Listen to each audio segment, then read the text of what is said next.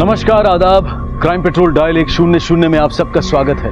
आज भी कई जगहों पर अपनी मर्जी से शादी करना एक बेबुनियाद बात मानी जाती है, लेकिन सच्चाई ये है कि चाहे माँ बाप ना बदलें, लेकिन बच्चे नई राह ले चुके हैं। वो अपने फैसले और अपना भला बुरा खुद देखते हुए जिम्मेदार बनना चाहते हैं, लेकिन जब इसके बावजूद परिवार उन पर अपनी इच्छाएं थोपता है तो विरोध जन्म लेता है, जिसका फायदा अक्सर दूसरे उठाते हैं और विपरीत परिस्थितियों में स्वार्थ भारी पड़ता है। ऐसी कहानी कहता है हमारा आज का एपिसोड, जहां एक शादी के प्रस्ताव ने सोनाक्षी और उसके परिवार को तहस नहस कर दिया।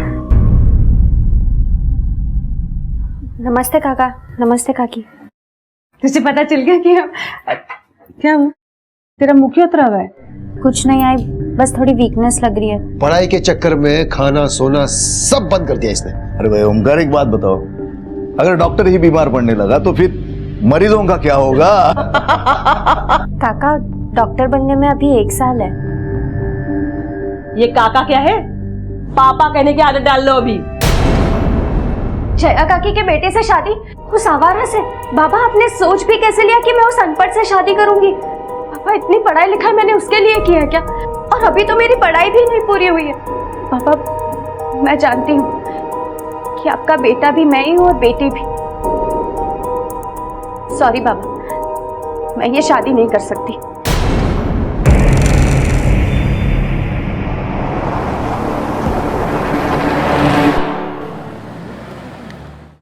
पाटिल बाबू, भाभी, हमने सोनाक्षी से शादी की बात की, लेकिन वो अभी इस शादी के लिए तैयार नहीं है। आपका दिमाग ठिकाने पे है ना?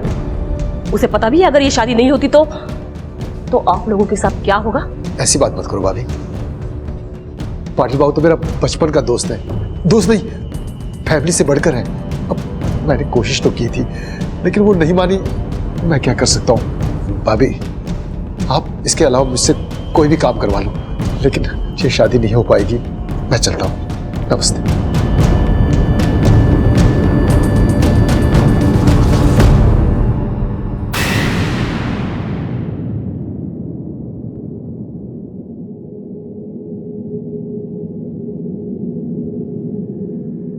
ठीक है। कहाँ जा रहा है? सर, मेरे को बड़े साहब से मिलने का। क्यों मिलना है? बड़े साहब नहीं मिल सकते। सर, मैंने मर्डर देखा है साहब। किसका होता मर्डर और कहाँ देखा था?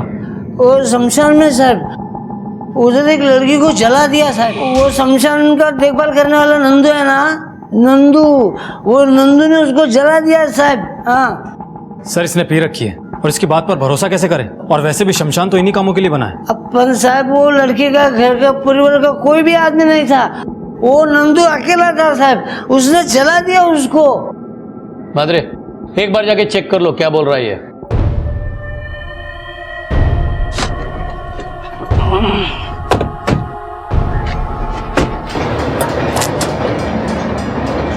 तुम नंदू, यहाँ के केयरटेकर? हाँ सब। इसका कहना है कि कल रात को तुमने इलीगल तरीके से एक बॉडी को जलाया है। साहब, कल कोई बॉडी आई नहीं और आप भी किसकी बातें सुन रहे हैं साहब? एक नंबर का बेवड़ा है। यहाँ से लकड़ी चुराता है, बेचता है और दारू पीता है। झूठ बोलता है। मैं साइड में लेके जाओ इसे, चल। साहब, अगर आपको यकीन ना हो ना, आप चाहे तो लकड़ी का रिकॉर्ड देख लीजिए और यहाँ पे जितनी भी जली हुई लकड़ी की राख पड़ी है ना, उसे भी देख लीजिए। सारी ठंडी है, क्योंकि 2 दिन पहले की है। साहब, कल कोई बॉडी आई ही नहीं। तो फिर ये झूठ क्यों बोलेगा?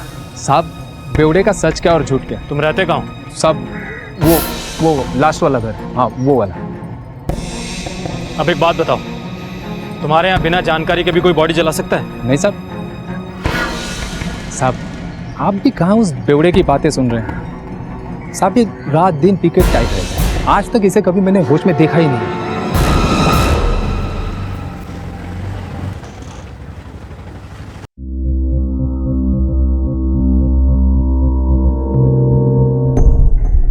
साहब, ये मेरी बेटी सोनाक्षी 2 दिन से लापता है साहब। फोन भी नहीं लग रहा इसको। 2 दिन से लापता है और आप आ जा रहे हो, क्यों? वो आई बाबा को लगा कि पुलिस के पास जाएंगे तो ताई की बदनामी हो जाएगी। वो 4 दिन बाद ताई की शादी है ना, इसीलिए। चुप बैठ, मैं बात कर रहा है ना। कहीं ऐसा तो नहीं क्या आपकी लड़की शादी से नाखुश थी या किसी और से प्यार करती थी इसलिए चली गई? नहीं नहीं साहब, मेरी बेटी ऐसी वैसी नहीं है। वो डॉक्टर की पढ़ाई कर रही है, अगले बरस वो डॉक्टर बन जाएगी।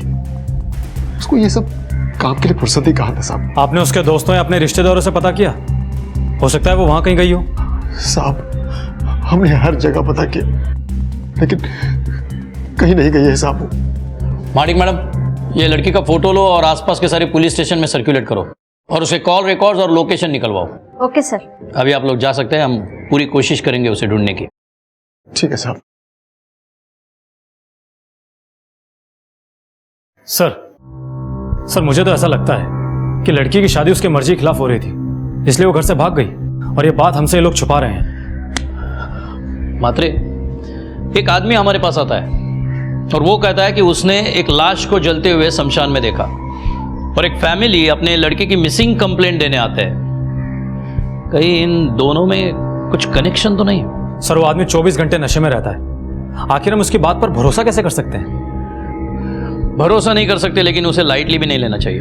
मात्र एक काम करो, म्यूनिसिपैलिटी जाके पता करो कि पिछले हफ्ते इस इलाके में कितने लोगों की मौत हुई और उनके फैमिली वालों ने कौन से शमशान घाट पे उनका अंतिम संस्कार किया, और ये सारी इंफॉर्मेशन निकालकर शमशान घाट के रजिस्टर के साथ वेरीफाई करो।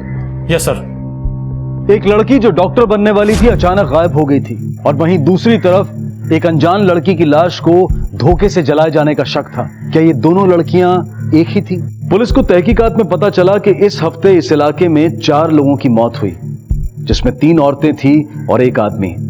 पुलिस ने उनके घर जाकर भी पूछताछ की, यहां तक कि पुलिस ने शमशान घाट में लकड़ियों का वजन करवा के भी देखा कि कहीं चोरी से किसी लाश को तो नहीं जलाया गया वहां, लेकिन कुछ हाथ नहीं लगा। पुलिस के पास आगे का रास्ता नहीं था, लेकिन तभी सोनाक्षी की बहन से पूछताछ में पुलिस के हाथ एक नया सिरा लगा। आई बाबा,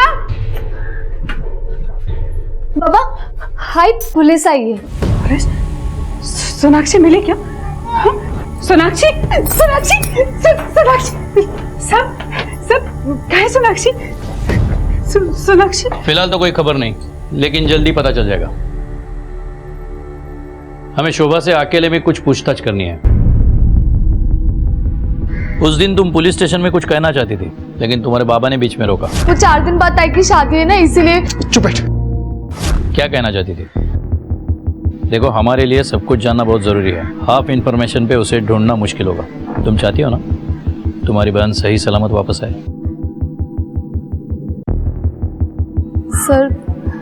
सर ताई शादी से खुश नहीं थी। किससे शादी हो रही थी उसकी? सर बाबा के दोस्त पाटिल अंकल के बेटे के साथ। अंकल म्युनिसिपल ऑफिसर हैं। सोनाक्षी ने शादी से मना किया था, उसके बाद क्या हुआ? चलो ये तोड़ना चालू करो, तोड़ो, चलो आ जाओ जाओ। अरे भाई ये क्या कर रहे हो भाई? पाटिल भाऊ, भाऊ ये क्या हो रहा है? ये क्या कर रहे हैं भाऊ? तेरी दुकान इल्लीगल है, तोड़ने का ऑर्डर है। भाऊ इतने साल से दुकान चला रहा हूँ, किसी ने इल्लीगल नहीं बताया। भाऊ मैं हाथ जोड़ता हूँ, कुछ तो सोचो भाऊ। हम बचपन के दोस्त हैं भाऊ। अरे तेरी दोस्ती के लिए मैंने बहुत कुछ किया है, लेकिन अभी मेरे हाथ बंधे हुए हैं। तेरी बेटी ने मेरे बेटे की, मेरे भाई को जो बेइज्जती की है ना, ये रोज सुनना पड़ता है मालूम। भाऊ सोनाक्षी के लिए मैं माफी मांगता हूँ। माफी मत मांग, देख अपनी बेटी को समझा, मना उसको शादी के लिए। तुझे तो मालूम है जया अपने बेटे के लिए कुछ भी कर सकती बाबा। ए धाना है रे।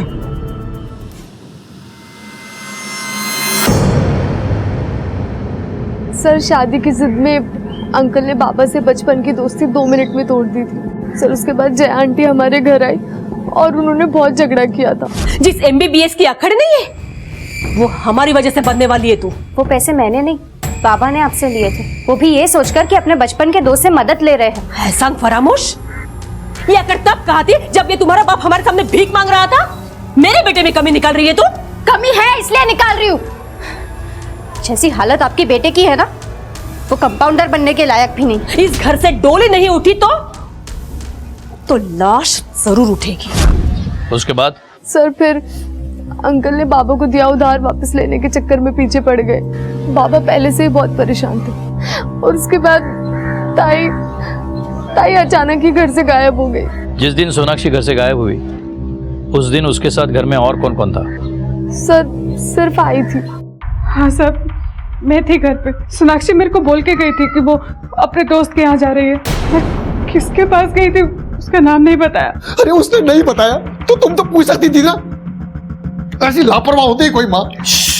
शांतरा, बताइए प्रकाश पाटिल कहाँ रहता है?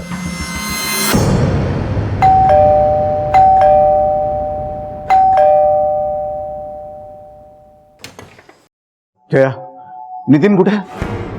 नितिन, नितिन, नितिन! काय झालं? आप इतना चिल्ला क्यों रहे हो? अरे चिल्लाओ नहीं तो क्या करूं? 2 दिन से सोनाक्षी गायब है।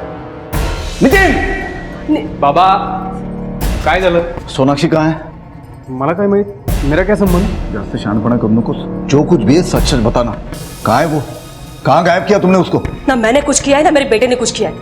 हमें तो पता भी नहीं कि वो गायब हुई है। अगर तुम दोनों को भी पता नहीं है तो फिर कहाँ है वो?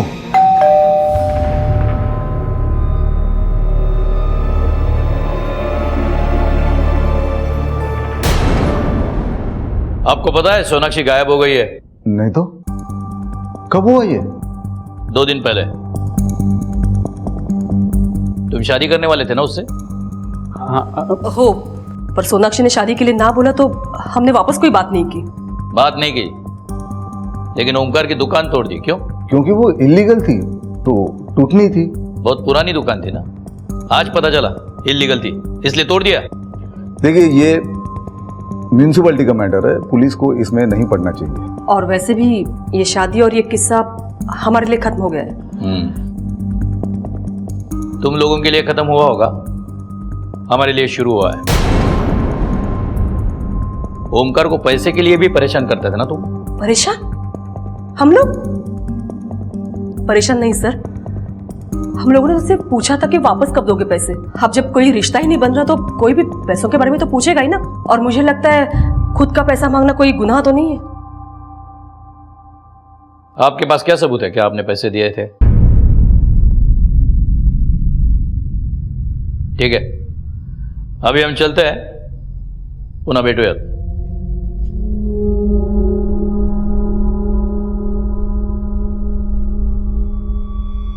मैं कह रहा हूं अब भी वक्त है, बता दो जो कुछ भी सच है, वरना ही भारी पड़ेगा।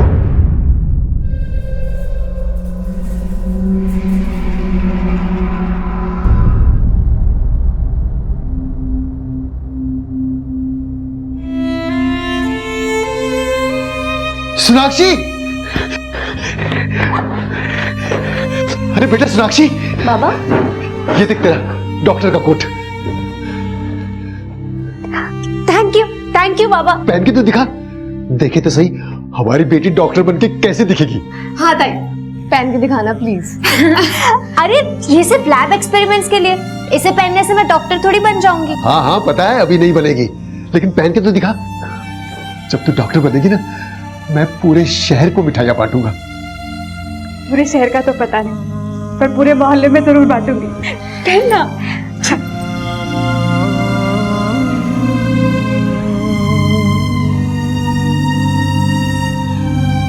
कैसी लग रही हो बाबा?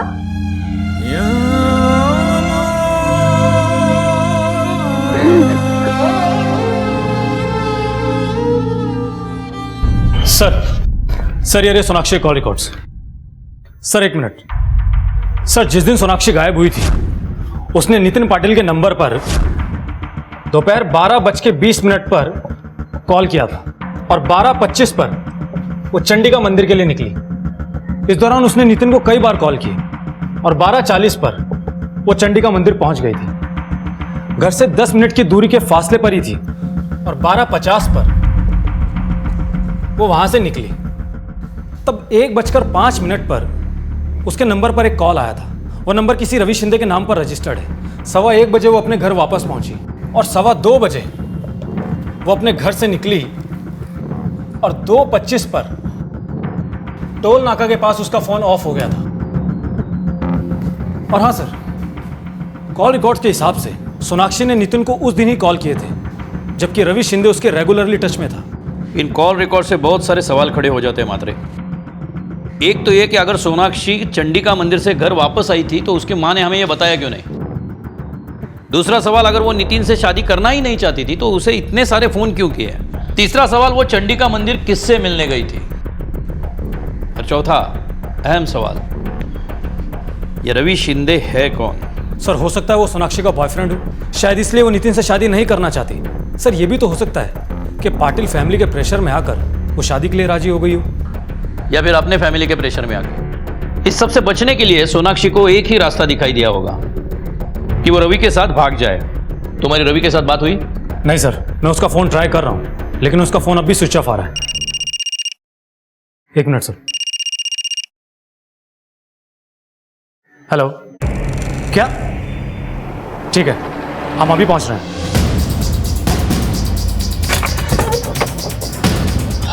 फोन किसने किया था? मैंने सर। बॉडी का चेहरा तो पूरी तरह बिगड़ गया है। कातिल ये नहीं चाहता कि इसे कोई पहचान ले। सर ये तो अनिल है, वो बेवड़ा जिसने हमें शमशान में बॉडी जलने वाली कंप्लेंट की थी। तुम इतने यकीन के साथ कैसे कह सकते हो? क्योंकि सर मुझे इसका ये कड़ा अच्छी तरह से याद है। उस दिन बीच बचाव में इसी कड़े से मुझे चोट लगी।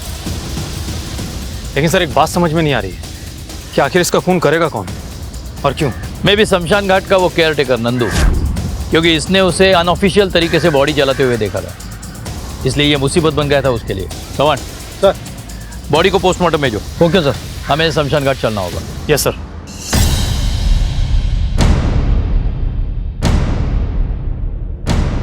नंदू कहाँ है? अब नंदू तो बिना छुट्टी अप्लाई किए पता नहीं अचानक कहाँ चला गया। अब कोई तो केयर टेकर चाहिए था, इसलिए म्यूनसिपालिटी ने मुझे यहाँ भेज दिया। इसका मतलब ये बात सच हो सकती है कि नंदू ने यहाँ कोई बॉडी जलाई है और उस बेवड़े ने उसे देखा था, इसलिए नंदू ने उसे मार डाला और वो भाग गया। देशपांडे, फॉरेंसिक टीम को फौरन बुलाओ और यहाँ जलाई गई बॉडी के राख सैंपल पिछले 7 दिनों में जलाई गई बॉडी के साथ मिलाओ, जिससे यह पता चलेगा कि यहाँ कोई एक्स्ट्रा बॉडी जलाई गई थी या नहीं, और शायद इसका भी पता चलेगा कि किसकी बॉडी थी। Okay sir. उसे पूछो नंदू कहाँ रहता है। सर मुझे पता है।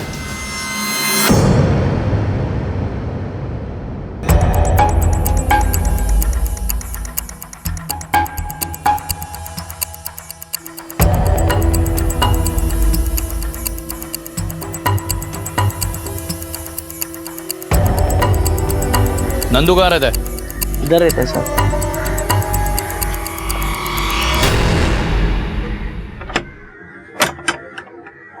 देशपांडे सर। दरवाजा तोड़ दो।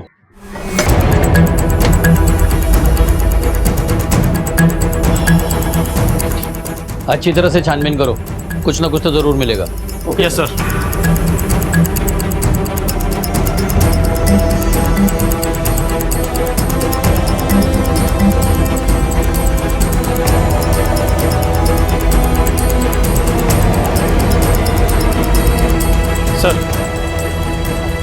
सर ये बैग मिला है और इसमें आईडी कार्ड मिला है।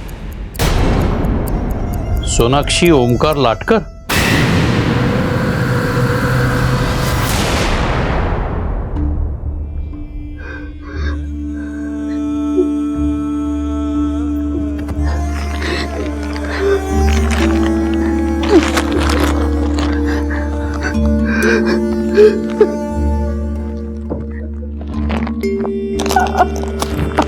अभी कंफर्म तो नहीं है, लेकिन हमें डाउट है कि ये सोनाक्षी ही है, क्योंकि जो सबूत हमारे हाथ लगे इससे ऐसा लगता है कि ये आपकी बेटी ही है। पर क्यों साहब, क्यों मारा मेरी बच्ची को? इसलिए क्यों मेरी बेटी ने शादी के लिए मना किया था? इसलिए तो आपको शक है कि प्रकाश पाटिल ने आपके बेटी को? नको नको, नहीं साहब, मैं ऐसा नहीं बोल रहा था। पाटिल तो मेरा दोस्त है साहब, वो ऐसा क्यों करेगा? वो ऐसा क्यों करेगा साहब?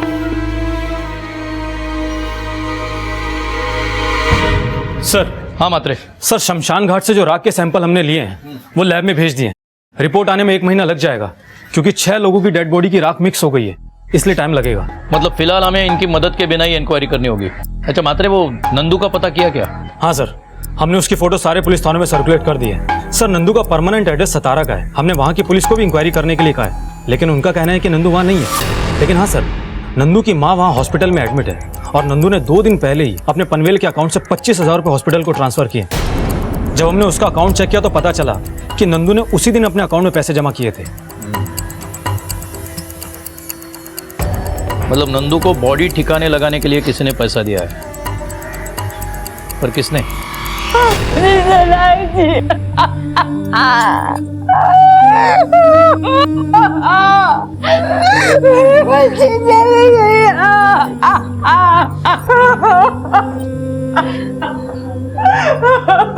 आप लोग जरा बाहर जाइए प्लीज, हमें इनसे कुछ पूछताछ करनी है, प्लीज।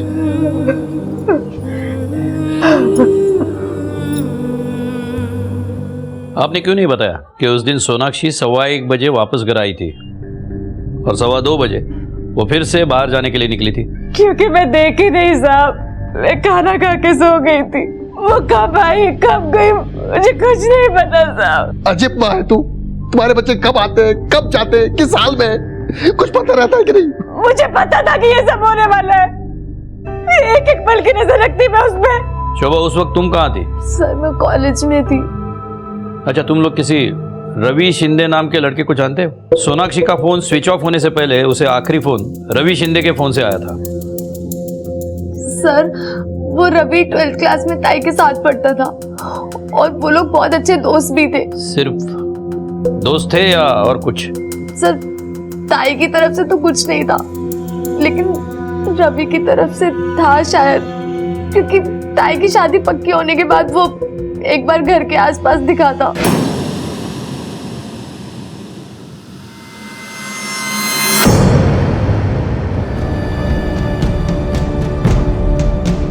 ये क्या बदतमीजी है? क्या बोला था तू? पागल समझती है मेरे को? क्या बोला था तूने मेरे को कि MBBS होने के बाद तू मुझसे शादी के बारे में सोचेगी? होने देर में लगना, शादी नहीं होने दूंगा तेरी मैं। सर उसके बाद भी वो कई बार घर के आसपास नजर आया।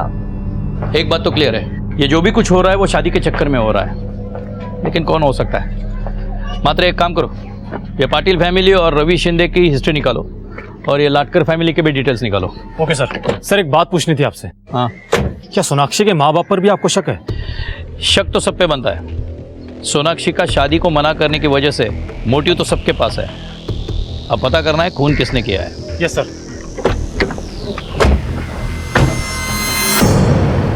सर रवि बुरा लड़का नहीं है, हाँ थोड़ा सा सेंटी और साइको है। कुछ फर्स्ट ईयर में ही उसने सोनाक्षी को प्रपोज किया था और सोनाक्षी ने कहा कि वो पढ़ाई के बाद उसे जवाब देगी। उसने कहा मैं वेट करूंगा। उसके बाद वो किसी भी लड़की के पीछे नहीं गया, बल्कि सोनाक्षी के आसपास अगर कोई लड़के दिखते थे तो किसी भी बहाने से उनसे लड़ाई कर लेता था। क्या सोनाक्षी उसमें इंटरेस्टेड थी? सर ऐसा लगा तो नहीं, शायद से उसे टालने के लिए उसने ये सब बोला था।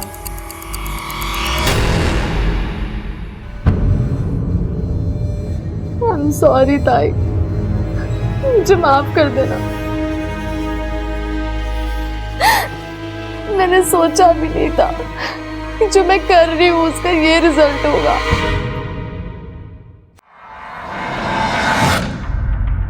सर। मात्रे, रवि का मोबाइल ट्रैक कर रहे हो ना? हाँ सर। और सर बाकी सब लोगों की भी मोबाइल डिटेल्स आ गई है। इसके मुताबिक सोनाक्षी के गायब होने पर ओमकार अपनी दुकान बनवा रहा था, शोभा कॉलेज में थी और लक्ष्मी अपने घर पर थी। लेकिन सर पाटिल फैमिली के कॉल डिटेल्स चौंकाने वाली है। हमें लग रहा था कि सोनाक्षी चंडिका मंदिर की तरफ गई है, लेकिन उसकी कुछ ही दूरी पर पाटिल का फार्म हाउस है। और सर कॉल लोकेशन के मुताबिक नितिन भी वहीं पर था। और सर सबसे चौंकाने वाली बात तो यह है कि जब सोनाक्षी नितिन से मिलकर निकल रही थी तब उसे उसके घर के पास जया मिली थी, क्योंकि दोनों की लोकेशन सेम है। उन दोनों के बीच में जो भी बात हुई उसके बाद में जया वहां से चली गई थी और सोनाक्षी के फोन के लोकेशन 2:15 पर उसके घर पर ही था। उसके बाद ही वो टोल नाका की तरफ निकली थी। और हाँ सर, इसी रास्ते पर शमशान है। मात्रे, रवि शिंदे का लोकेशन चेक करो, देखो उस वक्त वो टोल नाके के आसपास था क्या? सर रवि का फोन काफी पहले स्विच ऑफ हो गया था, इसलिए उसके मोबाइल की लोकेशन नहीं मिली। इसका मतलब ये पॉसिबल है कि जब सोनाक्षी टोल नाके के आसपास जा रही हो उसी वक्त उसका खून हुआ होगा। शायद वो शहर से भाग रही होगी, उसके बाद उसकी बॉडी शमशान घाट तक पहुंचाई। मात्र नितिन का फार्म हाउस के बाद का लोकेशन क्या है? सर नितिन ने 12:52 पर जया को कॉल किया था, उसके बाद उसका फोन स्विच ऑफ हो गया था। मतलब वो सोनाक्षी का पीछा कर रहा होगा। मात्र जया और नितिन को उठा लाओ। अब ये दोनों ही बताएंगे कि सोनाक्षी को मिलने की बात जया ने हमें क्यों नहीं बताई और नितिन का फोन स्विच ऑफ क्यों था। लेके चलो इन्हें। रुको, आप लोग ये ठीक नहीं कर रहे हो, मेरी पहुंच बहुत ऊपर तक है। तो जाओ ना ऊपर तक। रोका किसने आपको? जवान, गाड़ी में बिठाओ दोनों को। आओ आओ, ऐका ना, सोडा मला। बोलते तुम ये आप ठीक नहीं कर रहे हो साहब। मैं नितिन से मैं अकेले में बात करना चाहता हूं। मैडम को बाहर ले जाइए। क्या? मेरे बेटे के साथ यहाँ रुकना मेरा हक बनता है। बालिक है ये, बच्चा नहीं है। मैडम ने क्यों दो बाहर? चलो। अरे सोड़ा चलो बेटा, बेटा कुछ बोलना मत। तुम्हारे पापा आएंगे वकील को लेके, कुछ बोलना मत। मात्रे पकड़ो, जब ये झूठ बोलेगा तो इसे इनाम देना। Okay sir. चल बता, जिस दिन सोनाक्षी गायब हुई उस दिन तू उसे मिला था ना? नहीं। ये तुम्हारे कॉल रिकॉर्ड्स है, साफ दिखता है। जिस वक्त तू फार्म हाउस पे था सोनाक्षी वहीं थी। अब सच बोलेगा या बोल? हाँ, मैं था। प्लीज शादी के लिए मना कर दो, मैं तुमसे शादी नहीं कर सकती। मेरी प्रॉब्लम यह है कि मैं आगे पढ़ना चाहती हूँ। तो रोक कौन रहा है? शादी के बाद पढ़ाई करो। इडियट, मेरी प्रॉब्लम यह भी है कि मैं तुम्हें पसंद नहीं करती हूँ। मैं डॉक्टर बनने वाली हूँ। मुझे कोई भी अच्छा पढ़ा लिखा इंसान मिल सकता है, कोई डॉक्टर, कोई बिजनेसमैन, कोई भी। तभी मैं अपनी फैमिली का ख्याल रख पाऊंगी, शोभा की अच्छी घर में शादी करवा पाऊंगी। इतना सब कुछ होने के बाद मैं तुमसे शादी क्यों करूं? वो तुम सोचो, मेरा फिक्स है, मैं तुमसे ही शादी करने वाला हूं। अगर मुझसे जबरदस्ती शादी करने की कोशिश की ना तो मैं सुसाइड कर लूंगी, लेकिन मैं तुमसे शादी नहीं करूंगी। नितिन से मिलने के बाद जब सोनाक्षी अपने घर गई थी तो आप वहां उसे मिली थी। ये मैं पूछ नहीं रहा हूं, बता रहा हूं। आप दोनों की मोबाइल लोकेशन सेम है। उसके आगे क्या हुआ था ये आप बताएंगे, वो भी सच। उस लड़की के जाने के बाद नितिन ने मुझे फोन किया था, ये बताने के लिए कि उन दोनों के बीच में क्या बातचीत हुई। इसलिए मैं उस लड़की के घर के पास जाके खड़ी हो गई, उसका इंतजार करते हुए। रुको, समझती क्या तुम अपने आप को? हाँ? तेरी वजह से मेरे बेटे ने खुदकुशी करने की बात की है आज। खुदकुशी की बात मैंने की थी, उसने नहीं। देखो, तुम इस शादी के लिए हाँ बोल दो। कभी नहीं। अगर आप मेरे पैर धोकर पियोगे ना तब भी नहीं। अगर तुम नहीं मानोगी तो क्या क्या कर लोगी? क्या करूंगी? सारी दुनिया को बताऊंगी कि तुम्हारी बहन मेरे बेटे के साथ मुंह काला करके घूम रही है। इतना घटिया कैसे सोच लेती हो? शर्म नहीं आती झूठ बोलते हुए? यकीन नहीं आता तो फार्म हाउस की सीसीटीवी फुटेज देख ले। वो वहां गई थी और ठीक 1 घंटे बाद वहां से निकली है। ये सच है या कहानी? आपको यकीन नहीं होता तो आप मेरे फार्म हाउस की सीसीटीवी फुटेज देख लीजिए। और हाँ, अगर आपको शोभा मिले तो उससे पूछना जरूर कि मेरे घर पे आके उसने क्या कहा था। फिलहाल तो मेरे इतने ही समझ में आ रहा है कि इतना ब्लैकमेल करने के बावजूद भी जब आपकी बात सोनाक्षी ने नहीं मानी तो आपने और आपके बेटे ने मिलकर उसे मार डाला। उसके थप्पड़ का बदला भी तो लेना था। देखिए सर, मुझे जो कहना था मैंने कह दिया। अब मेरा वकील आपसे बात करेगा।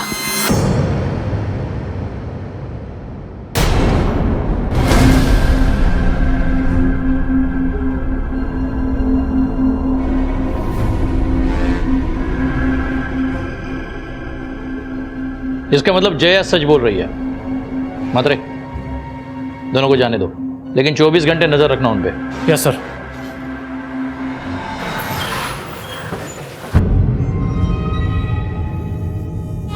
आपने पुलिस को क्यों नहीं फोन किया? फोन करके क्या करते साहब, पहले ही लुट चुका हूं, अब सिर्फ शरीर बचा है। देखिए, आपका ये रवैया ठीक नहीं है और ये मारपीट, गुंडागर्दी किसी का पर्सनल मामला नहीं हो सकता, समझे? फिलहाल हम शोभा से कुछ पूछताछ करने आए हैं।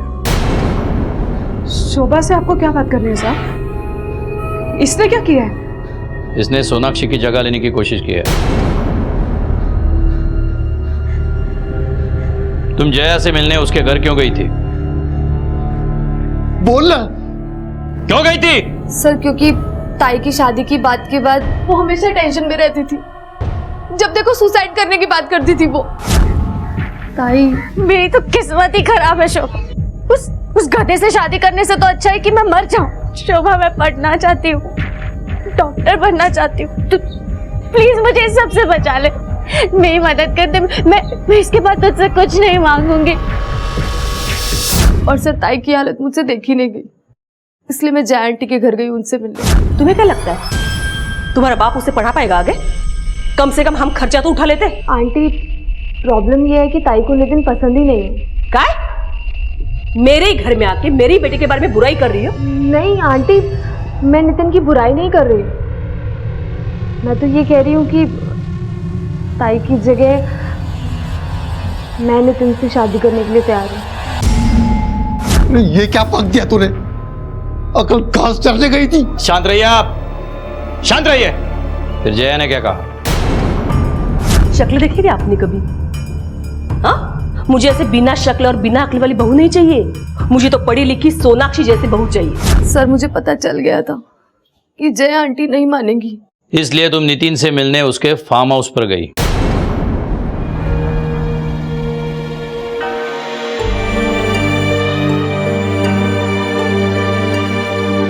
हाँ सर, क्योंकि ताई को बचाने का सिर्फ एक ही तरीका बचा था मेरे पास। देखो मैं तुमसे फिर कहता हूं, अगर तुम चाहो तो ये बात अलग से कह सकती हो। किसी से छुपाने के लिए कुछ बचा नहीं। जब मुझे कोई रास्ता नहीं नजर आया तो मैं नितिन से मिलने उसके फार्म हाउस गई। क्या तुम यार? वो मुझे तुमसे कुछ कहना है। हाँ? I love you. क्या? अब से नहीं, बहुत पहले से। तुम्हें पता नहीं उस ताई में क्या नजर आया। वो 24 घंटे किताबों में घुसी रहती। वो तुम्हें कुछ नहीं दे सकती और मैं तुम्हें सब कुछ दे सकती हूँ जो तुम चाहते हो।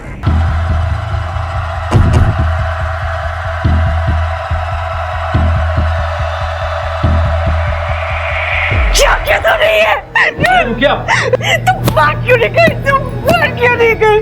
बात क्यों नहीं कर? केला मारो ना का? खड़ी हो तुम, क्या तुझे? मैडम मत बन। मैडम देखो जरा, रुक क्या जाओ। जवाब देंगे दुनिया वाले को? रुक जाओ। बात क्यों नहीं कर? तुम क्या बोलेंगे? रुक जाओ। हाय हाय हाय पानी लाओ जल्दी। लक्ष्मी, हाय हाय हाय हाय अंकल, हाय चल। हाय हाय।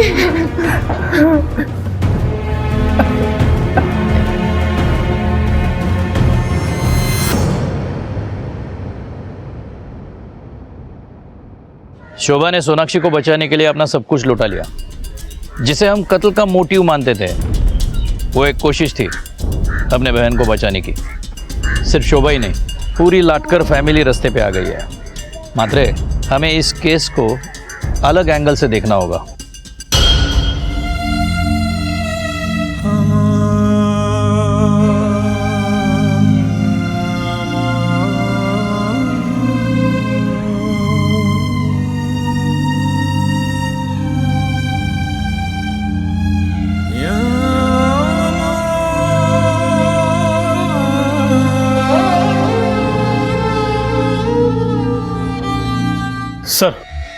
सर म्यूनिसिपैलिटी ऑफिस स्टाफ से एक नई जानकारी मिली है कि ओमकार ने बहुत पहले ही अपनी दुकान के लीगल पेपर बना लिए थे, लेकिन पाटिल ने उन पर कभी साइन नहीं किए। सर शायद ये प्लानिंग उसके दिमाग में बहुत पहले से थी। इसका मतलब सोनाक्षी पे उन लोगों की नजर बहुत पहले से थी। हो सकता है सर। और हाँ सर ये भी तो हो सकता है कि जया सोनाक्षी को नहीं मना पाई तो नितिन ने प्रकाश के साथ मिलकर ये क्राइम किया हो।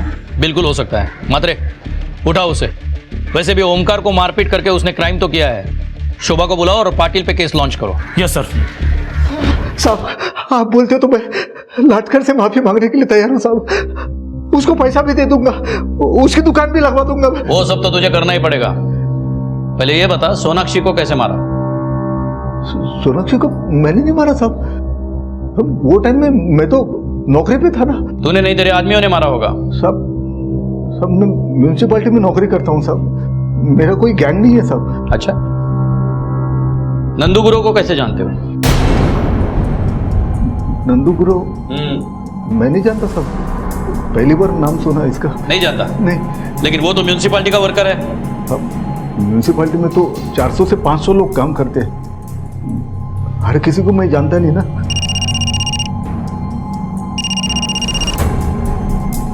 हेलो, ठीक है सर। रवि शिंदे पुणे पुलिस का हाथ लग गया, वो लोग उसे लेकर आ रहे हैं। जब तक ये नहीं बताता नंदू गुरु को कैसे जानता है, तब तक तबीयत पानी देते रहना उसे। शोभा ने सुसाइड कर लिया। व्हाट?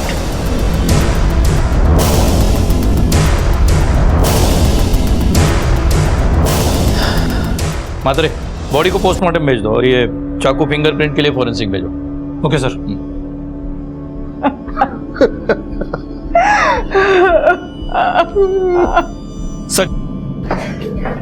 सर रवि शिंदे को पूना पुलिस लेके पहुंच चुकी है। सर मेरा विश्वास कीजिए, मैंने नहीं मारा है सोनाक्षी को। धमकी दी थी ना तूने उसे? जिस दिन सोनाक्षी गायब हुई है लगातार फोन कर रहा था उसे, क्यों? हाँ सर, ये बात सच है कि मैं उसे फोन कर रहा था, लेकिन मैं उससे मिलना चाहता था इसलिए फोन कर रहा था। लेकिन उसने बार बार मेरे फोन कट की और फोन ही स्विच ऑफ कर दिया बाद में। तो सर इस बात का मुझे बहुत गुस्सा आया था और उस गुस्से में मैं कुछ कर ना बैठूं, उसकी वजह से मेरे दोस्त लोग मुझे जबरदस्ती पूना ले गए। अच्छा, गुस्से में तू पूना गया और यहां सोनाक्षी गायब हो गई? हाँ मात्रे, सच बुलवाओ इससे और इसका भी पता करो वाकई ये पूना गया था या कहीं और। Yes sir. रवि पुणे में ही था यह साबित हो चुका था और 3 महीने बाद शमशान से मिले अवशेषों की फोरेंसिक रिपोर्ट ने भी यह साबित कर दिया कि अज्ञात लाश सोनाक्षी की ही थी।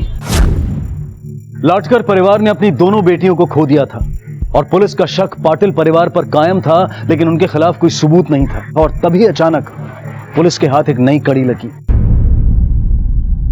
ये लो, चल चल।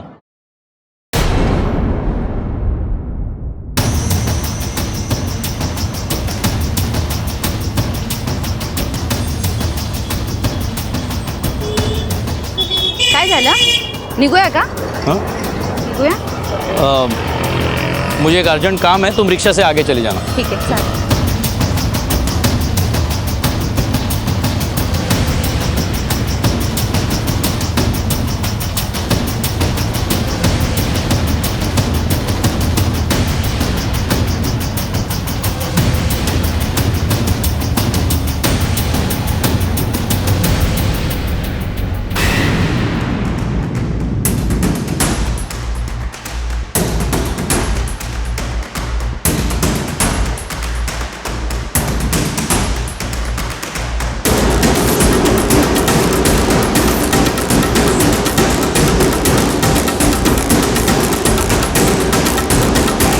ठहरो।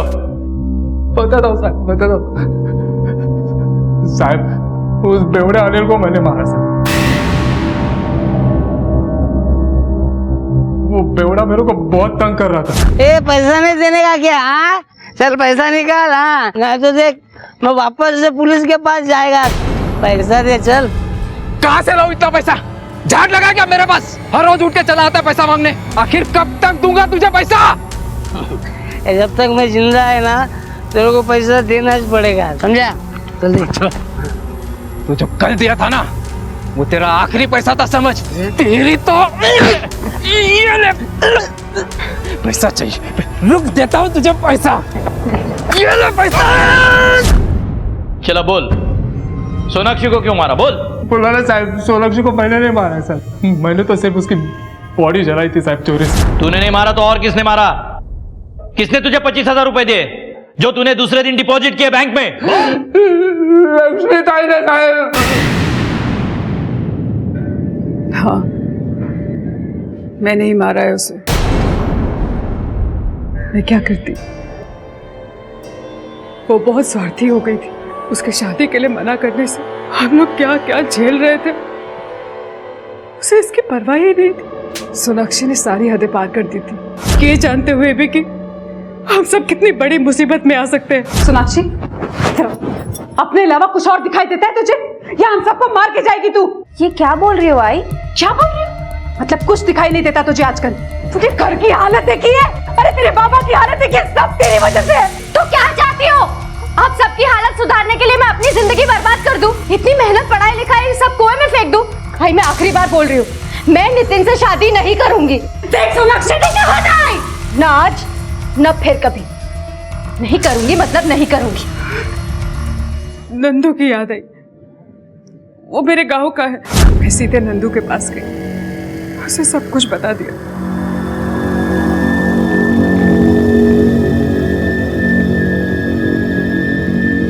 अपने दोस्त की एक वैन लेके आया और सोनाक्षी की लाश कूड़े में डाल के ले गया। सोनाक्षी स्वार्थी नहीं थी, उल्टा वो अपना हक चाहती थी। तूने कोई अच्छा काम नहीं किया, बल्कि एक होनहार पढ़ लिख कर कुछ बनने का सपना देखने वाली लड़की को मार डाला है, जो तुम्हारी ही बेटी थी। लक्ष्मी को सोनाक्षी के कत्ल के लिए और नंदू को सबूत मिटाने और अनिल के कत्ल के लिए गिरफ्तार किया गया। ये दोनों इस वक्त जुडिशियल कस्टडी में हैं। बच्चों को माँ बाप के प्रति अपनी जिम्मेदारी समझनी चाहिए, वहीं माँ बाप को भी बच्चों को समझने की जरूरत है।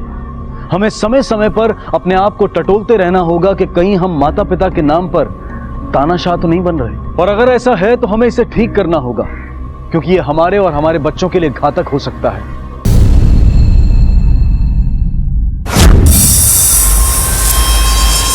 सर मुझे कुछ नहीं मालूम सर, बच्चा अचानक मेरी गाड़ी के सामने आया, अब ब्रेक मारने का टाइम ही नहीं मिला सर। ये लोग बता रहे थे बच्चे का कुछ लोग पीछा कर रहे थे। कौन लोग? आपने देखा? नहीं सर। आप लोगों ने कुछ देखा?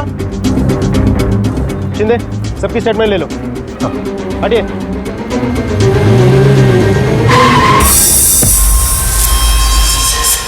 बच्चे की उम्र करीब 9 से 10 साल होगी। हॉस्पिटल ले जाने से पहले उसकी मौत हो चुकी थी। डॉक्टर्स के डिक्लेरेशन के बाद हमने बॉडी को पोस्टमार्टम के लिए भेज दी। कुछ ऐसा मिला जिससे बॉडी की शिनाख्त हो सके? नहीं सर, लेकिन मौके पे मौजूद कुछ लोगों का कहना है कि कुछ गुंडे उसका पीछा कर रहे थे, लेकिन ना ही किसी ने उनकी शक्ल देखी और ना ही किसी ने बच्चे को बचाने की कोशिश की। पिछले 15 दिनों में 9-10 साल के जितने भी बच्चों की मिसिंग कंप्लेंट दर्ज हुई है, सबका पता करो। कब? बच्चे बड़ों की दुनिया के छल कपट और जटिलताओं से अनजान होते हैं। उनका मन ऐसे छल कपट से दूर अपनी मासूम दुनिया में मग्न होता है, लेकिन कभी कभी उनकी यही मासूमियत उन्हें किसी अनदेखी मुसीबत में डाल देती है। ऐसी मुसीबत जिससे वो अनजान होते हैं, और कभी कभी ये मुसीबतें इतना विकराल रूप ले लेती हैं कि उनकी जान पर बनाती है। ऐसा ही कुछ हुआ था इस 10 साल के बच्चे के साथ, और यही बड़े और समझदारी का दावा करने वाले लोग ऐसे मासूम बच्चे को अपनी आंखों के सामने, किसी की भी इंसानियत और संवेदना नहीं जागी उसकी मदद करने के लिए। आखिर कौन था ये बच्चा, और कौन थे वो लोग जिनसे वो अपनी जान बचाकर भाग रहा था लेकिन बचाने में नाकामयाब रहा था? आखिर इस 10 साल के बच्चे ने ऐसा क्या कर दिया था? हाँ, मैं तुझसे बोली ना मैं काम पर हूँ, बच्चे लोगों को लेकर गार्डन पे आई हूँ। नहीं, मुझे पता है तेरे दिमाग में क्या चलता रहता है।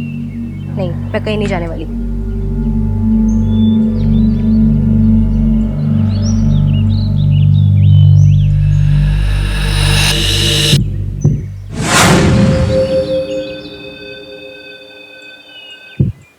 गिरना नहीं, हाँ? मैं भी आ रही हूँ।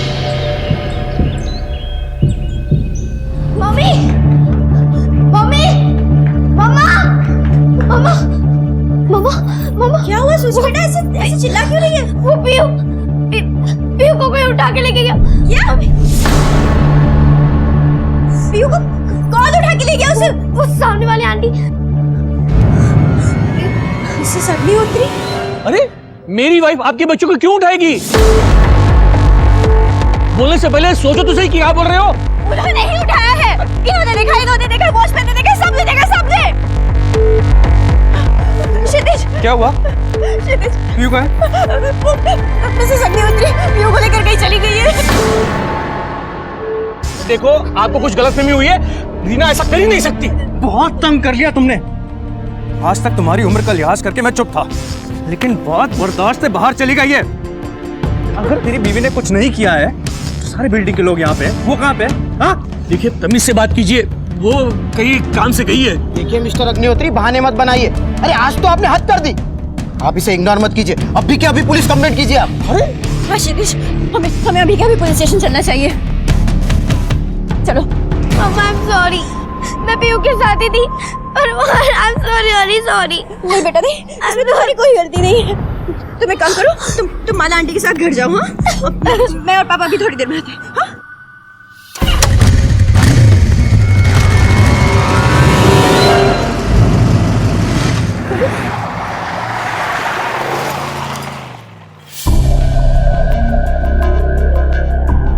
आप में से क्षितिज और राशि कौन है?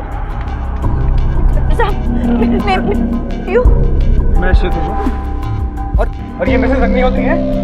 ये हमारी बच्ची को लेके भाग गई थी। हाँ हमें पता है, ये आपकी बच्ची को हमारे पास लेकर आई थी और आप दोनों के अगेंस्ट कंप्लेंट है कि आप बच्चों के साथ अत्याचार करते हैं, मारपीट करते हैं उनके साथ।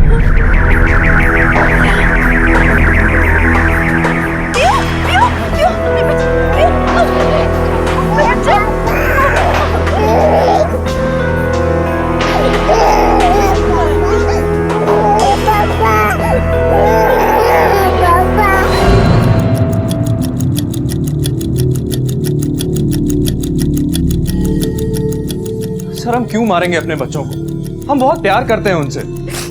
और सर, मिसेस अग्निहोत्री को हमसे क्या प्रॉब्लम है हमें नहीं पता, लेकिन वो बिल्डिंग में हर किसी से झगड़ा करती रहती है। आपको यकीन ना हो तो आप बिल्डिंग में जाके किसी को भी पूछ लीजिए।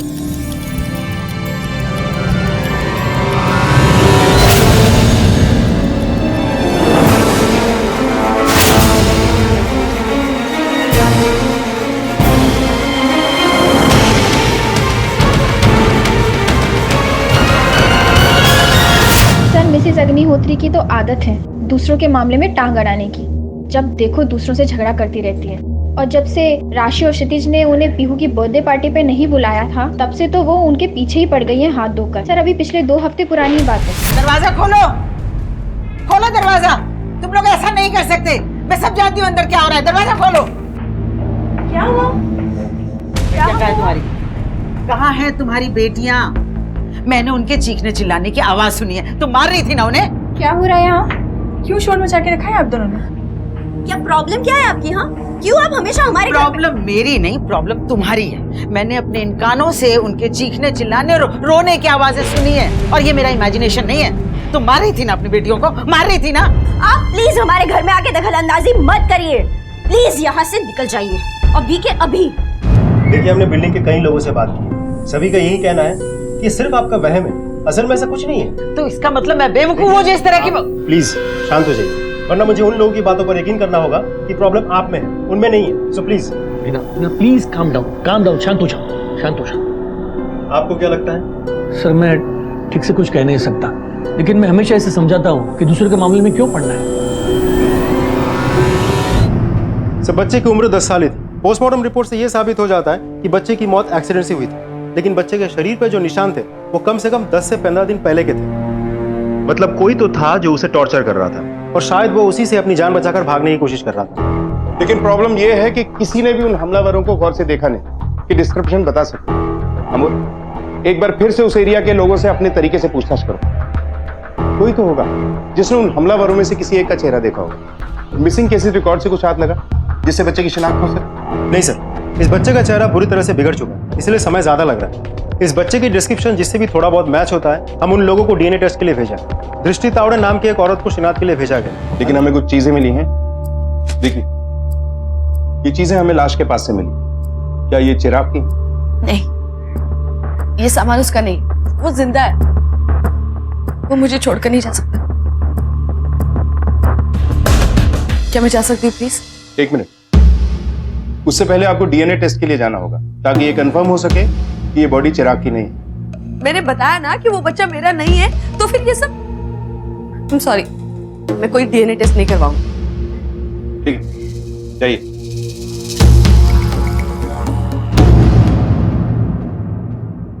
अमूल, इस दृष्टि की दृष्टि में मुझे दोष दिखाई दे रहा है, वरना डीएनए टेस्ट की बात सुनकर इस तरह रिएक्ट नहीं करती है। सर, हमें डीएनए टेस्ट के लिए इंसिस्ट करना चाहिए था। डीएनए टेस्ट के लिए कोर्ट का ऑर्डर चाहिए होता है, उसके लिए अप्लाई कर दो और इस पे नजर रखो। डिटेल्स निकालो इसकी। Yes sir.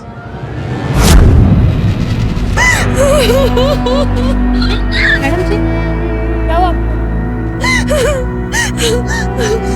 ठीक है, कुछ नहीं। सर, दृष्टि एक एनजीओ में काम करती है। ऐसे एनजीओ में जहाँ नाबालिग बच्चों से कुछ क्राइम हो जाता है ना, उनके सुधार के लिए काम करता है। शायद इसलिए ऐसी है।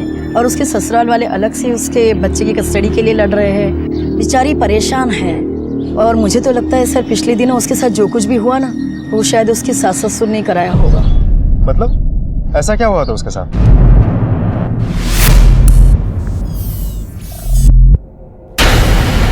अरे, ये क्या हो गया? कौन फेंका ये सब? सर, ये तो एक किस्सा है, ऐसा उसके साथ कई बार हुआ है। कभी किसी ने उसके ऊपर इंक फेंकी, तो कभी किसी ने उसके ऊपर गुब्बारे फेंके, और सर एक बार तो उसके ऊपर किसी ने अंडे भी फेंके थे।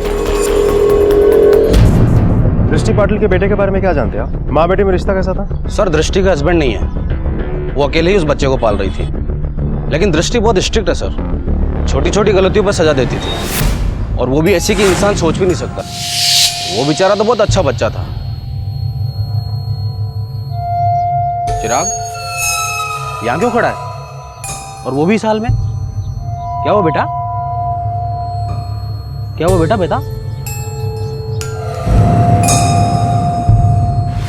और सर ये सज़ा इसने उसे इसलिए दी थी क्योंकि उसने होमवर्क नहीं किया था, और उस दिन तो उसने इसे स्कूल तक नहीं भेजा और पूरे दिन सोसाइटी गेट पर ऐसे ही खड़ा रखा। तो दृष्टि के पड़ोसियों ने चिराग की जो डिस्क्रिप्शन दी है उसके मुताबिक लड़का चिराग हो सकता है, लेकिन अचानक क्यों दृष्टि को ये लगता है कि लड़का चिराग नहीं है? अमोल, ये डीएनए टेस्ट से कंफर्म हो सकता है। डीएनए टेस्ट का ऑर्डर आया? नहीं सर। अरे हमें पता है हमारी बेटी यहीं पर है, अब बता क्यों नहीं रहे? अब बताइए ना आपने उसे कहाँ रखा है? एक मिनट, क्या चल रहा है ये सब? सर, मिसेस अग्निहोत्री हमारी बेटी को लेकर यहाँ पे आई है क्या? सर, मेरी बेटी नहीं मिल रही है। मिसेस अग्निहोत्री ने उसे यहाँ पर आपके पास रखा है ना? सर प्लीज सर, मुझे मेरी बेटी वापस कर दो सर। क्या मतलब वो यहाँ नहीं है? अगर वो यहाँ नहीं है तो कहाँ गई?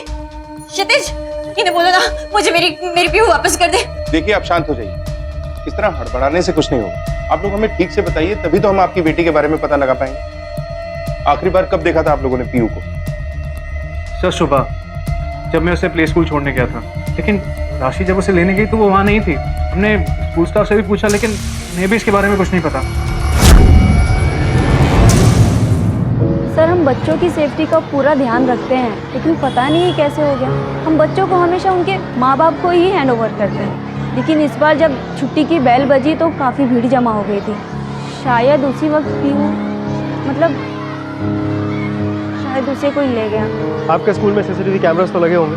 हाँ। सुबह से लेकर शाम तक हमें सारी फुटेज चाहिए, दिखाइए जरा। जी ओके।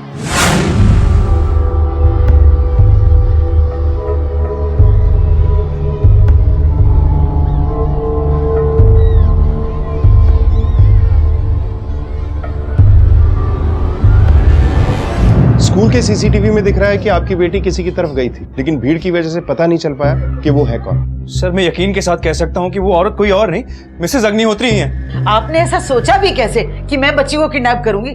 ठीक है, पिछली बार मैंने उसे उठा लिया था, लेकिन सीधे आपके पास लेकर आई थी ना। सर, हम तो सुबह से दोनों घर से बाहर ही नहीं निकले, क्या तो वॉचमैन से पूछ सकते हैं? मुझे पता है कि उन्होंने ही अपनी बेटी के साथ कुछ गलत किया है।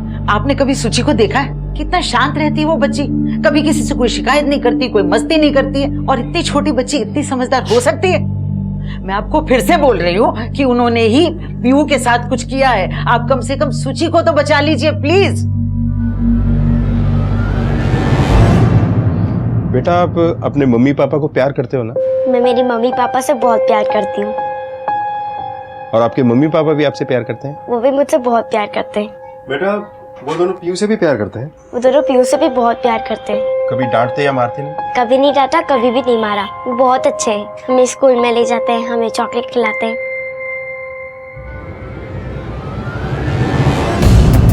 सर, मिस्टर अग्निहोत्री का कहना है कि वो लोग आज दिन भर घर पे ही थे। अमोल, घर पे होने का मतलब ये नहीं है कि वो लोग ये काम कर नहीं सकते। हो सकता है किसी की मदद भी हो सकता है सर। और अमोल, सूची जिस तरह से नपे तुले और फटाफट जवाब दे रही थी, वो भी बिना पलक झपकाए, उसे ऐसा लगता है कि बच्ची को सारे जवाब पहले से रटवा दिए गए। मैं मेरी मम्मी पापा से बहुत प्यार करती हूँ, वो भी मुझसे बहुत प्यार करते हैं। वो दोनों पीहू से भी बहुत प्यार करते हैं, कभी नहीं डांटा, कभी भी नहीं मारा। लेकिन सर, वो लोग ऐसा क्यों करेंगे? बिल्डिंग में सभी से पूछताछ करके देख लिया है, वो लोग अच्छे पेरेंट्स थे। अमोल, हर बार देखी सुनी बातें सच नहीं हो सकती, और हमारे प्रोफेशन में हमने देखा है कि कई बार माँ बाप ही अपने बच्चों के कातिल होते हैं। तो फिर मोटिव क्या हो सकता है सर? हो सकता है कि दूसरा बच्चा भी बेटी थी, या फिर कमाई कम और खर्चे ज्यादा, ये भी कारण हो सकता है। लेकिन सर, पिछली बार जब हमने डिटेल्स निकाली थी, सब कुछ सही था, सस्पिशियस कुछ भी नहीं था। हस्बैंड रियल एस्टेट में काम करता है, अच्छा खासा पैसे कमाता है, तो सेकंड मोटिव भी पॉसिबल नहीं लगता सर। अमोल, मोटिव फिलहाल सेकेंडरी। फिलहाल सब लोग हमारे शक के राडार में, क्योंकि एक बच्चे की जान को खतरा हो सकता है। सबके डिटेल्स निकालो और कॉल रिकॉर्ड्स की। हमको रिस्क नहीं ले सकते। Yes sir. हाँ, हेलो। हाँ, ओके सर, दृष्टि के डीएनए टेस्ट का ऑर्डर आ गया। गुड, फॉरन एक्शन टेस्ट करवाओ।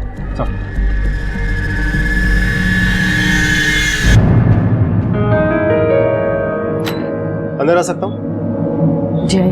Thank you. सब मेरे बेटे के बारे में कुछ पता चला? नहीं, आपके बेटे के बारे में तो कुछ पता नहीं चला, लेकिन हमें आपके डीएनए टेस्ट का ऑर्डर मिल गया।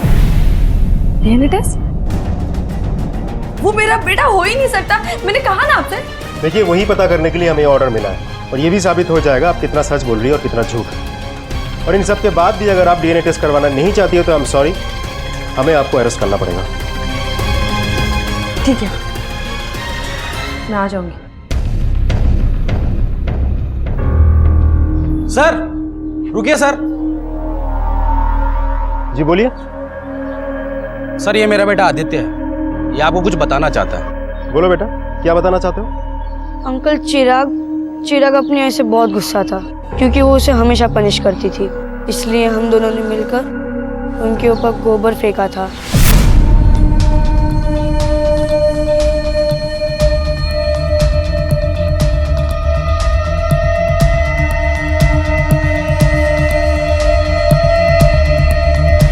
सर जिस दिन चिराग गायब हुआ था ये उसके साथ उसके घर पे ही था।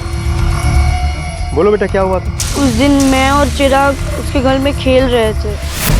यासिन ये वाला निकाल दो।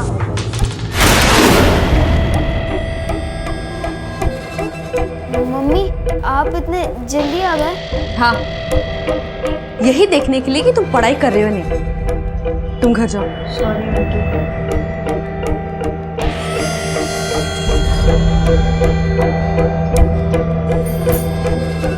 बहुत हो गई तुम्हारी मस्ती। सर जब ये इसने मुझे बताया तो मैंने इसे बहुत डांटा। देखिए, बिल्कुल भी जरूरी नहीं है कि हम बच्चे को हर बात डांट के या मार के ही समझाएं। प्यार से भी हम समझा सकते हैं, और इन सब के बावजूद भी इसने जो किया बहुत बहादुरी का काम किया। बेटा, you are brave boy, God bless you. Police का शक सही साबित हुआ।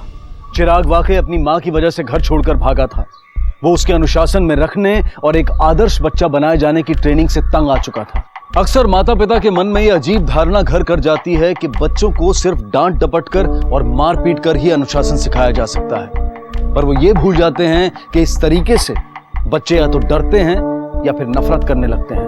अनुशासन में रखने का ये तरीका कभी नहीं हो सकता कि आप अपने बच्चे को प्रताड़ित करें, और दृष्टि सारी हदें पार कर चुकी थी। और अगर डीएनए रिपोर्ट से साबित हुआ कि वो लड़का चिराग था तो दृष्टि कभी अपने आप को माफ नहीं कर पाएगी। देखिए, डीएनए रिपोर्ट से ये साबित हो चुका है कि वो बच्चा चिराग ही था जिसकी एक्सीडेंट में मौत हुई। देखिए, आपके मना करने से अब कोई फायदा नहीं है। सच्चाई क्या है बता दीजिए। देखिए, मैं समझ सकता हूँ कि माँ बाप के लिए अपने बच्चे को खोने का दुख कितना दर्दनाक होता है, खासतौर पे जब ये पता हो कि बच्चा अपनी ही गलती की वजह से गया है। लेकिन अब पछताने से कोई फायदा नहीं, वो जा चुका है, अब कभी वापस नहीं आएगा। वो नहीं जा सकता, मेरी गलती की सजा उसे नहीं मिल सकती। मैंने मारा मेरे बच्चे को, मैंने मारा मेरे बच्चे को। मेरी वजह से वो घर छोड़ के भागा था, मेरी वजह से उसकी जान चली गई, मेरी वजह से मारा मेरा बच्चा।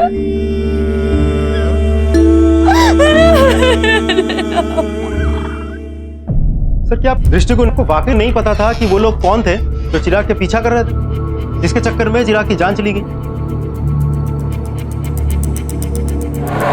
अभी तक तो मुझे ऐसे ही लगता है कि दृष्टि इन लोगों को नहीं जानती, पर फिर भी कुछ कहा नहीं जा सकता। नजर रखो इसको, कॉल रिकॉर्ड से करवाओ। हो सकता है आप दृष्टि ही हमें उन तक लेकर जाए। Yes sir.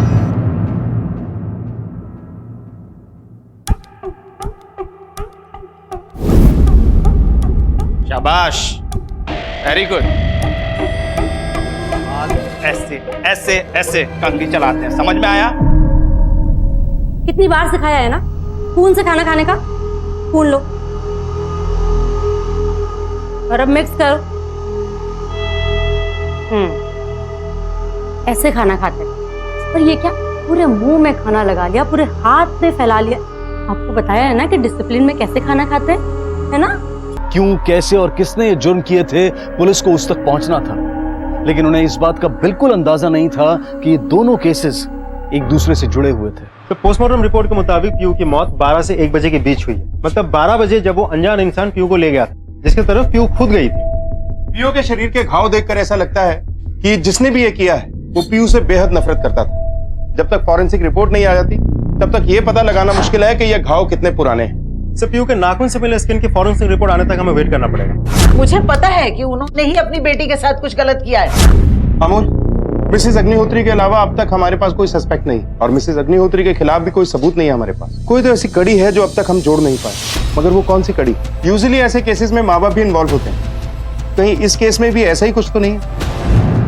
मुझे समझ में नहीं आ रहा आप कहना क्या चाहते हैं। क्या किसी से दोस्ती करना क्राइम है? अगर अपने दोस्त के साथ मिलकर अपने बच्चे को रास्ते से हटा दिया जाए क्योंकि वो बच्चा आपके रास्ते का रोड़ा बन चुका था, तो ये डेफिनेटली एक क्राइम है। और इस केस में सिर्फ आप ही नहीं, आपकी बिल्डिंग में रहने वाली मधु भी सस्पेक्ट है। आप यकीन से कह सकते हैं कि वो सिर्फ आपकी एक दोस्त है। कम से कम मेरी तरफ से एक दोस्ती का रिश्ता था। सिर्फ आपकी तरफ से? और उसकी तरफ से? थैंक गॉड लाइट आ गई। क्षितिज, अगर आप नहीं होते ना आज तो मुझे पूरी रात अंधेरे में रहना पड़ता। It's okay. चलो मधु, मैं चलता हूँ। ओके क्षितिज, वेट।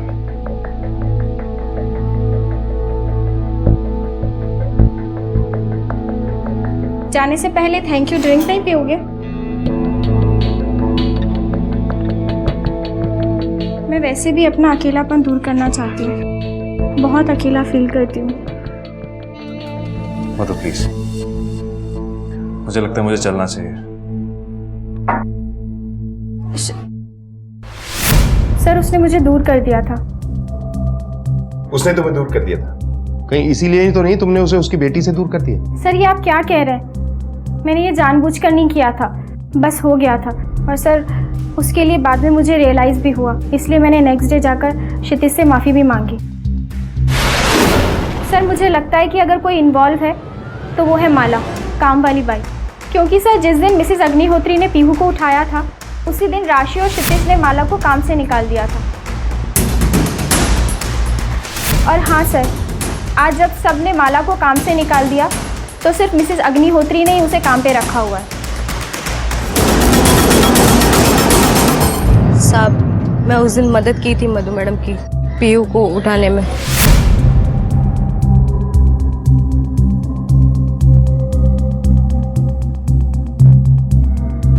और साहब, मैं उस दिन ऐसा की थी क्योंकि मेरे को भी लगता था कि साहब मेम साहब बच्ची लोगों को बहुत मारते पीटते हैं, और मैं उस दिन पीयू के चोट के निशान भी देख ली थी।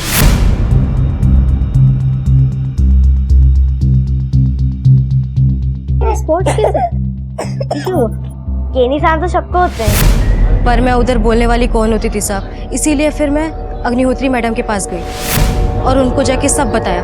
उनको तो पहले से ही शक था कि वो लोग बच्ची लोगों को बहुत मारते पीटते हैं। मैं अग्निहोत्री मैडम को बोली थी साहब कि उनको जो करना है करे, पर जब तक वो पीयू को आपके पास लाती तब तक सारे निशान चले गए थे। इसीलिए मैं और भी डर गई थी साहब कि अगर किसी को मालूम पड़ा कि मैं भी इन सब में हूँ तो मैं तो गई। चल जा। हाँ बोल। टाइम आ गया कि क्षितिज और राशि से दोबारा से बात की जाए। चलो। Excuse me sir. हेलो, ठीक है सर। चिराग के केस में एक इंपॉर्टेंट लीड हाथ लगी है। ठीक है, तुम वहां जाओ, मैं यहाँ देखता हूँ। साहब चलो। आप ऐसे कैसे कह सकते हैं? मैं अपनी पीयू के साथ ऐसा क्यों करूंगी? देखिए सर, आप मेरी बच्ची के कातिलों को ढूंढने के बजाय मुझे पर शक कर रहे हैं। सर, राशि ठीक कह रही है। आप हम पे शक करने के बजाय प्लीज अपनी इन्वेस्टिगेशन सही डायरेक्शन में ले जाइए ताकि आप कातिल को जल्दी पकड़ सकें। ठीक है, अगर आप लोग इतना जोर दे के बोल रहे हैं तो हम एक बार को मान लेते हैं कि आप लोग अपनी बच्चियों के साथ मारपीट नहीं किया करते थे। लेकिन अगर आप लोगों की मौजूदगी में हमारी कांस्टेबल पाटिल सूची को चेक करे कि कहीं कोई चोट के निशान तो नहीं, तो आप लोगों को कोई एतराज तो नहीं होगा? पाटिल,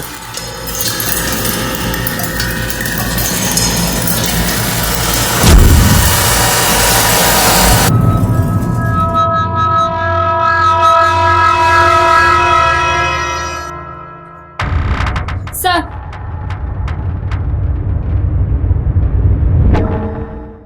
शुक्र मनाओ कि तुम लोग लॉकअप में नहीं हो, क्योंकि सूची ने अब तक तुम्हारे बारे में हमें कुछ बताया नहीं।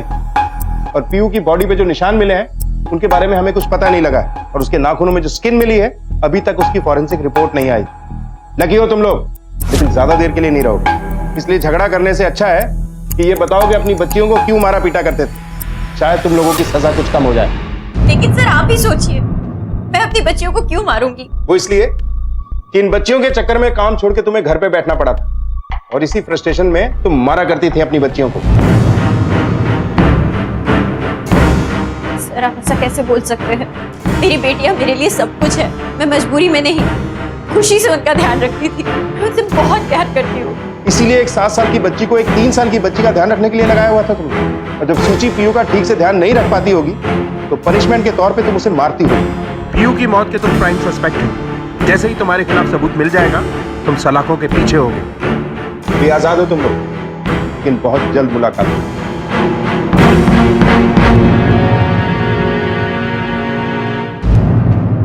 ठीक से बैठो, कमर सीधी, शाबाश। तुम भी बांधो ठीक से। पता है ना तुम सबको चिराग का क्या हाल हुआ था? वही हाल तुम सबका होगा, समझे? सर, पानी एक दुकानदार को इस बात का गिल्ट हो कि उसके सामने एक बच्चा मारा गया लेकिन उसने कुछ नहीं किया। तो उस गिल्ट से बाहर आने के लिए उसने उसका हुलिया बताया। ये रहा स्केच। हमने खबरों को अलर्ट कर दिया और इस स्केच को भी हर जगह सर्कुलेट कर दिया सर। अमोल, चिराग की माँ को थाने बुलाओ, उसे ये स्केच दिखाते हैं। हो सकता है वो इसे पहचानती हो, लेकिन उसे ये बताना नहीं है कि उसे थाने क्यों बुलवाया गया। हो सकता है अचानक ये स्केच देखकर हड़बड़ा कर वो कुछ बोल दे। ओके। देखिए, हमारे पास उस आदमी का स्केच आया है जो उस दिन चिराग का पीछा कर रहा था। आप उसे देख के बताइए कि क्या आप इस आदमी को जानते हैं? मैं उसे कैसे पहचानूंगी? देखिए, हम आप पे कोई इल्जाम नहीं लगा रहे। हम बस इतना चाहते हैं कि आप इसे ध्यान से देखिए। शायद इस आदमी को आप जानते हो, इससे कोई पुरानी दुश्मनी हो, आपके ससुराल की तरफ से कोई हो, या हो सकता है कि आपके एनजीओ से कोई कनेक्शन। इसे कहीं देखा तो है, पर याद नहीं आ रहा। याद करने की कोशिश कीजिएगा, जैसे ही याद आ जाए इन्फॉर्म कीजिए।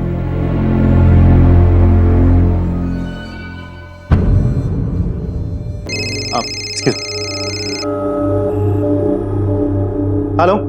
हाँ सर, मुझे याद आ गया कि मैंने उस आदमी को कहाँ देखा था जिसका स्केच आपने मुझे दिखाया था। कहाँ देखा था? सर, मैंने उसे पहले ना हमारी बिल्डिंग में देखा था।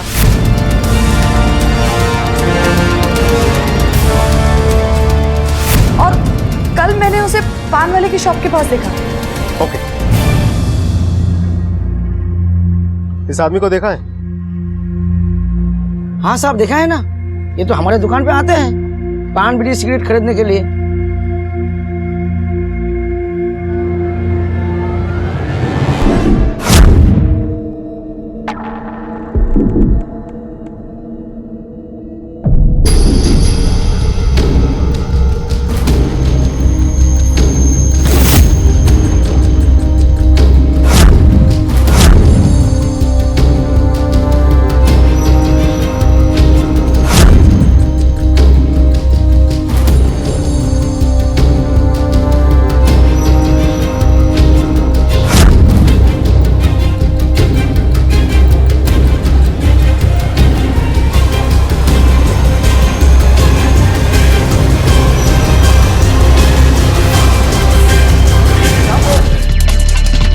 बच्चे को देखो।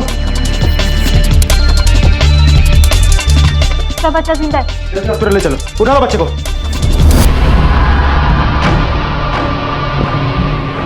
चिराग का केस लगभग सुलझ चुका था, लेकिन अब तक ये नहीं पता चल पाया था कि चिराग परम तक कैसे पहुंचा था और परम बच्चों को ऐसी ट्रेनिंग क्यों दे रहा था। जी बताइए, क्या बात? सर, राशि को अचानक से कुछ बात याद आई। हम शायद जानते हैं कि वो कौन है जिसने हमारी पीयू के साथ ऐसा किया हो। जी बताइए, कौन हो सकता है? सूची ऐसा कर सकती है। क्या आपने कहा था कि सूची पीयू का बहुत ध्यान रखती है? वो सब तो है सर, लेकिन मुझे याद आया कि जिस दिन पीयू गायब हुई उस दिन सूची स्कूल नहीं गई थी। तो आपके कहने का मतलब ये है कि सूची अपनी बहन से इतनी नफरत करती थी कि उसने पीयू की जान ली। सर, सूची को 3 साल पहले हमने अडॉप्ट किया था। 3 साल पहले भी वो इतनी ही परफेक्ट थी, ना कोई जिद, ना कोई बदतमीजी, बच्चों वाली कोई बात ही नहीं थी सर। हमें भी ये थोड़ा अजीब सा लगा, लेकिन फिर मैं प्रेग्नेंट हो गई और हम इतने खुश थे कि इस बात को हमने ध्यान ही नहीं दिया। हमें एक बार लगा भी कि दूसरा बच्चा आने पे शायद सूची थोड़ा जेलस, लेकिन ऐसा कुछ नहीं हुआ सर। बल्कि वो तो पीयू का बहुत ज्यादा ध्यान रखती थी, लेकिन अब लगता है पीयू के केस में तमाम तरह के उतार चढ़ाव देखने को मिले, लेकिन अब जो परत खुली थी उस पर विश्वास करना मुश्किल लग रहा था। क्या एक 7 साल की बच्ची अपनी बहन से इस कदर नफरत कर सकती है कि उसे छुपकर प्रताड़ित करे? या उसकी जान तक ले ले। लेकिन चोट के निशान तो सूची के बॉडी पर भी मिले हैं। अगर पीयू को उसने चोट पहुंचाई तो सूची को किसने मारा? अमोल, जहां से सूची को गोद लिया गया था उस अनाथ आश्रम से पता करो कि सूची किस तरह की लड़की है। Yes sir.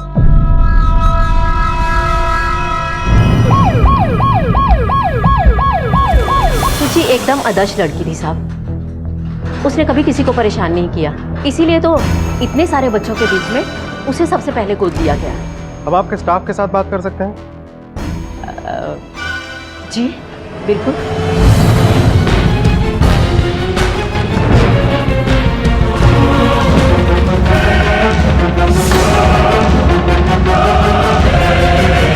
सच्ची तो बहुत अच्छी बच्ची थी, उसने कभी किसी से झगड़ा तक नहीं किया। मारपीट तो दूर की बात है, वो 4 साल तक हमारे पास थी पर कभी उसकी कोई कंप्लेन तक नहीं है।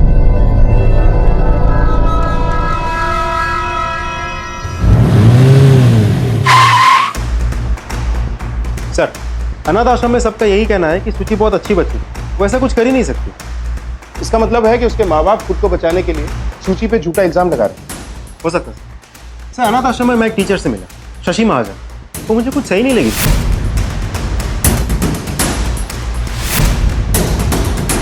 अमोल, उस टीचर पे नजर रखो, हो सकता है उसके पास कोई इंफॉर्मेशन है और वो हमसे छुपा रही है। Yes sir. पुलिस पीयू के केस को भी हल करने की उम्मीद में थी और वो अपनी मंजिल के काफी नजदीक भी थी। और जब पीयू के नाखूनों में मिले मांस की फोरेंसिक रिपोर्ट आई तो उन्हें उनकी मंजिल मिल गई थी। लेकिन जो सच सामने आए वो कल्पना से भी परे थे और पुलिस को जिस बात का डर था वो सच साबित हुआ। सर, परम के साथ वालों ने मुंह खोला, कुछ बताया? अभी तक तो नहीं सर, लेकिन कोशिश जारी है। वैसे पीयू के नाखून से मिले स्किन की फॉरेंसिक रिपोर्ट आ चुकी है सर।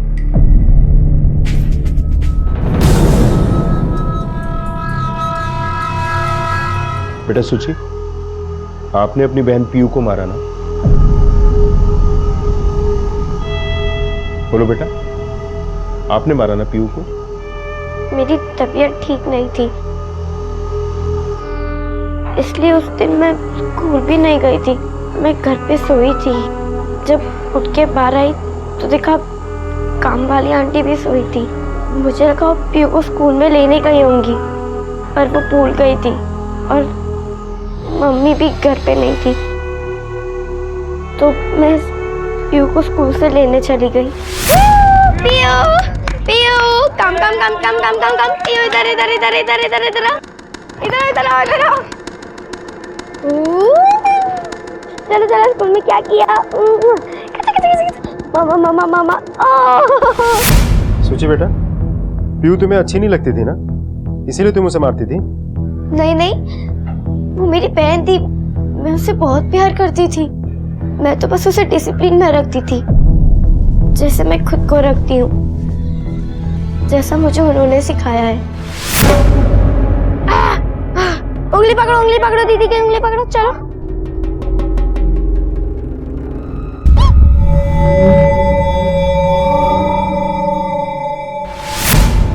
मैं तो उसे अच्छा बच्चा बनना सिखा रही थी, क्योंकि मम्मी पापा को तो अच्छे बच्चे चाहिए ना, जो डिसिप्लिन में रहे।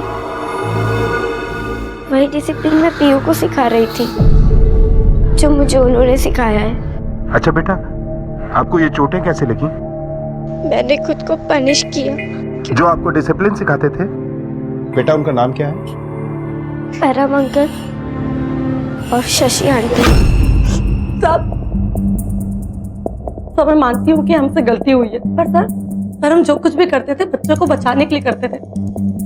जो मुसीबत में होते थे या फिर घर से भाग जाते थे, सर हम उन्हें डिसिप्लिन सिखाकर एक आदर्श बच्चे बनाना चाहते थे, ताकि उन्हें कोई अडॉप्ट कर सके। सूची तुम्हें कब और कैसे मिली थी? और परम को मिली थी, हमने उसे ट्रेनिंग दी और वो बहुत जल्दी सीख गई थी सर, इसीलिए वो जल्दी अडॉप्ट भी हो गई। आपको सिखाया है ना, इधर देखो, डिसिप्लिन में रहने का, अच्छी बच्ची बनना है ना। मम्मी चाहिए कि नहीं चाहिए? मारने के बजाय कभी तुमने बच्चों को प्यार से समझाने की कोशिश की? मतलब लड़कियों के लिए नोचना और पिंच करना पनिशमेंट था और लड़कों के लिए बेल्ट से मारना। पाटिल मैडम, जरा इन्हें बताओ कि मार का दर्द होता क्या है। चिराग तुम्हें कहाँ मिला था? जहाँ पर चिराग का घर था वहां परम आया जाया करता था सर।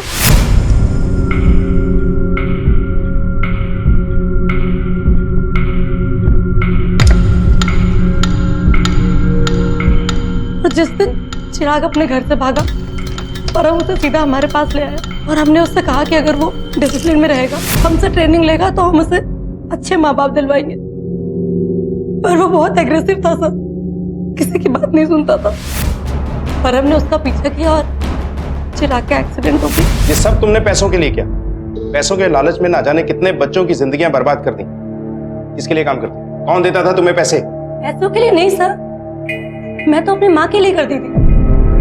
मेरी माँ बच्चों को परफेक्ट बनाना चाहती थी, इसलिए मैं भी उनको ट्रेनिंग देती थी। कौन है तुम्हारी माँ? मैंने ये सब इसलिए किया ताकि बच्चों को फैमिली मिल सके, उन्हें माँ बाप का प्यार मिल सके। तेरा मार कर, टॉर्चर करके। अगर जरा सी तकलीफ देके बच्चों को माँ बाप को प्यार मिल सकता है, उन्हें फैमिली मिल सकती, तो इसमें बुरा क्या है?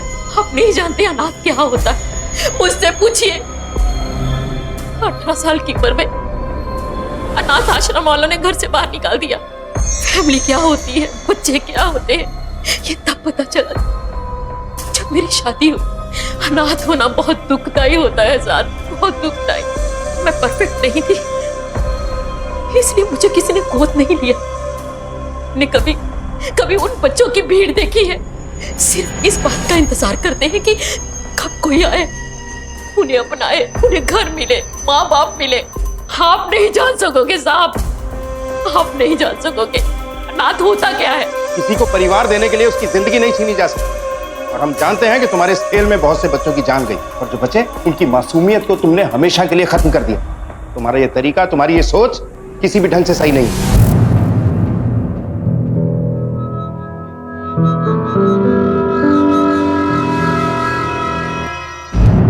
वृंदा के जुर्म की किसी भी हाल में पैरवी नहीं की जा सकती। आदर्श होना आखिर है क्या?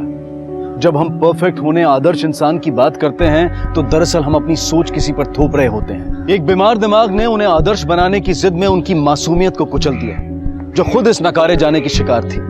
दृष्टि भी इसी कड़ी का हिस्सा थी, जो अपने बेटे को खो बैठी उसे एक आदर्श बच्चा बनाने की जिद में। वृंदा महाजन, शशि महाजन और परम को आईपीसी की अलग अलग धाराओं के तहत गिरफ्तार किया गया, और सुचि चूंकि नाबालिग थी, छोटी बच्ची थी, इसलिए उसे बाल सुधार गृह में भेज दिया गया। अब मैं अनूप सोनी आपसे विदा लेता हूं, फिर मुलाकात होगी अगले एपिसोड में एक और चौंका देने वाले केस के साथ। तब तक अपना और अपने परिवार का ख्याल रखें और देखते रहें क्राइम पेट्रोल डायल 100। सबक एक को सीख हम सबको। जय। क्राइम पेट्रोल के और भी दिलचस्प कहानी देखने के लिए हमारे चैनल को सब्सक्राइब करें और बेल आइकॉन दबाना न भूलें।